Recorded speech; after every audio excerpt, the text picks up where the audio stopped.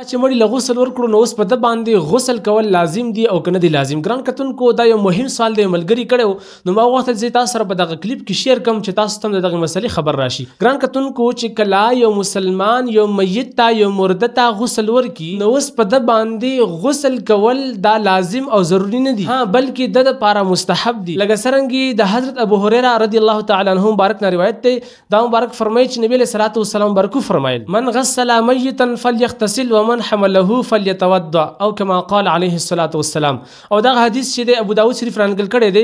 نبی علیه الصلاة والسلام برک فرمایي چې چا یو میت ته یو مرده ته غسل ورکړو نو د دپاره غسل کول دا مستحب دي، او چا د یو میت کټ له اوږه ورکړه نو د دپاره چې دی اودس کول دا مستحب دي. یعنی که چا یو میت لا غسل ورکړو نو په ده باندې لازم نه دي چې دی غسل وباسي، ها مستحب د دپاره دي چې دی غسل وباسي.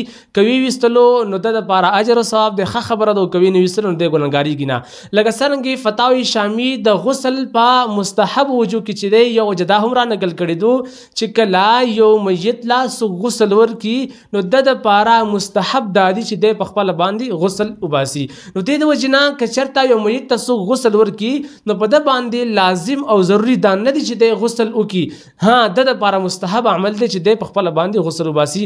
او دا مسله ما ذکر راوړه چې اکثریه خلک چې دی په دې غلط فهمۍ کې دي چې یو میت له ته غسل ورکړي نو په تا باندې بیا غسل ویستل دا فرض او لازم او ضروري دي. نو دې وجې نه ما تاسو سره دغه مسله شیر کړه چې تاسو ته دغه مسلې معلومات راشي او دغه مسله د ثواب په نیت باندې نور مسلمانانو سره هم شیر کړئ چې ما سره ستاسو په ثواب کې برخه نصیب شي. واخر دعوانا ان الحمد لله رب العالمین.